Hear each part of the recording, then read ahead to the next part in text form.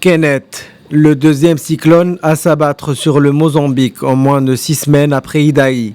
Ce désastre naturel a détruit ou partiellement endommagé plus de 3300 maisons dans le nord du pays. Une bonne partie des infrastructures ainsi que des commerces et des fermes agricoles ont été détruites samedi. Le long de la route entre Pemba et Macomia, distante de 200 km, des maisons étaient éventrées et des cultures totalement ravagées.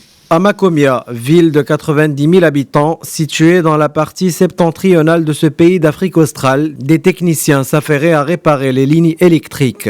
Des services de secours, notamment des militaires brésiliens, du personnel de l'OCHA et du Fonds des Nations Unies pour l'enfance, sont arrivés à Pemba, au bord du canal de Mozambique, pour évaluer l'étendue des dégâts. Coupées du monde, plusieurs zones ravagées auront besoin d'une intervention aérienne pour acheminer les aides.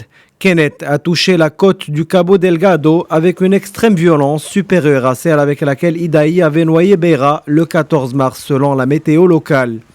Mais la région frappée par Kenneth est nettement moins peuplée que celle de Beira, dévastée par Idai. Avant d'atteindre le continent africain, Kenneth est passé au large du petit archipel des Comores où il a fait au moins 3 morts et d'importants dégâts selon les autorités.